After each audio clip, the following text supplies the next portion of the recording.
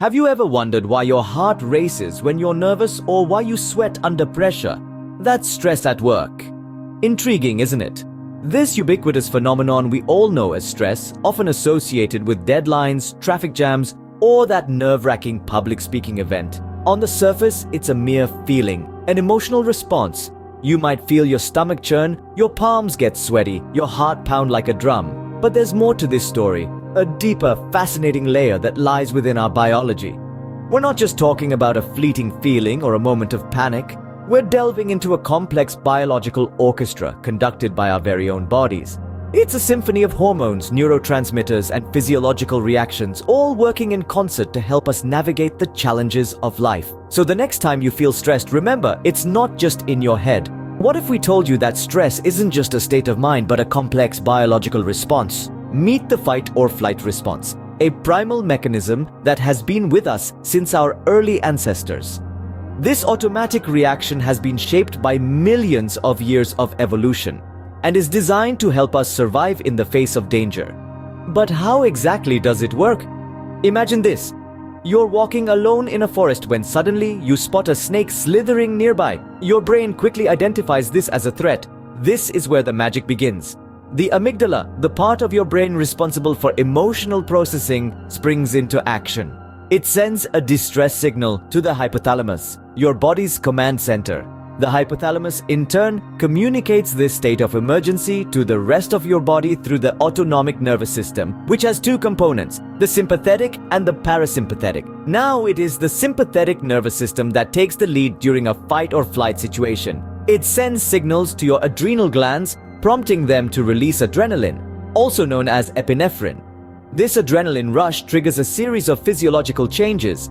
Your heart rate increases, pumping more blood to your muscles and vital organs. Your breathing quickens to supply more oxygen. Your pupils dilate for better vision. Your senses become sharper, and even your pain perception decreases. All these changes are preparing you to either confront the danger, the fight response, or to run away from it, the flight response. Once the threat is over, the parasympathetic nervous system steps in. It's like a calming friend after a nerve-wracking event. It slows down your heart rate, reduces your blood pressure, and brings your body back to a state of balance, a process known as homeostasis. So the next time your heart races when you're nervous, know that it's your body preparing you to face the challenge. This is the marvel of the fight or flight response, an intricate dance of hormones and nerves, all designed to keep you safe and ready to tackle any threats that come your way. Now that we understand the fight or flight response, let's dive deeper into the biology of stress. When we talk about stress, we're referring to a complex series of events that kickstarts our body into high gear. It all begins with the adrenal glands, two small, triangular-shaped organs that sit atop our kidneys. In response to stress, these glands produce and release two key hormones, adrenaline and cortisol. Adrenaline, also known as epinephrine, is the hormone that gets our heart racing and our palms sweaty.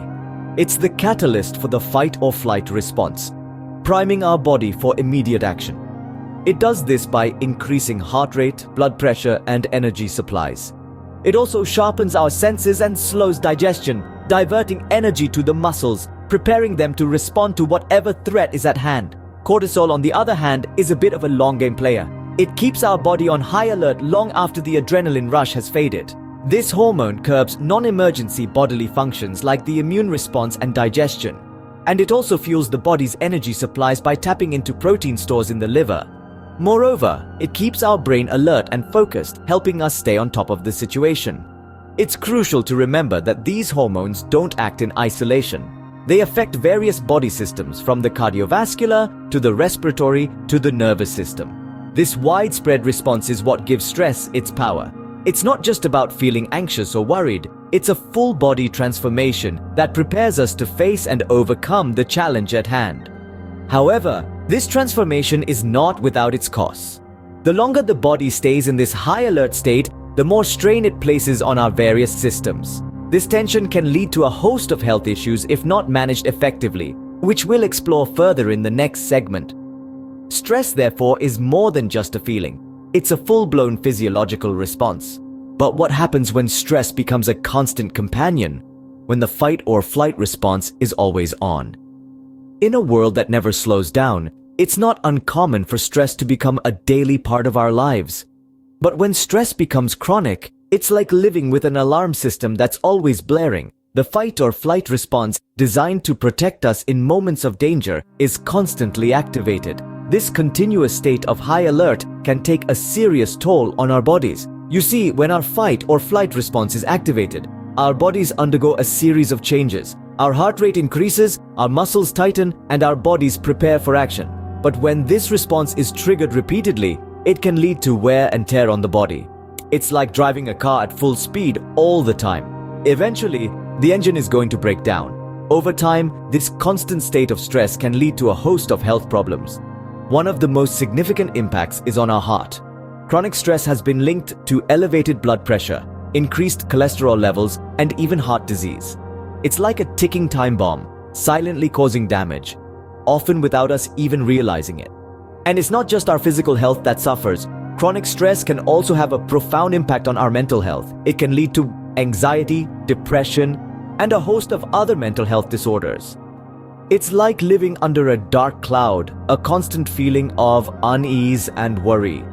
But it's not all doom and gloom. The good news is that by understanding the impact of chronic stress, we can take steps to manage it. By practicing stress reduction techniques, maintaining a healthy lifestyle, and seeking professional help when needed, we can mitigate the effects of chronic stress. Remember, understanding stress is the first step to managing it. Stay informed, stay healthy,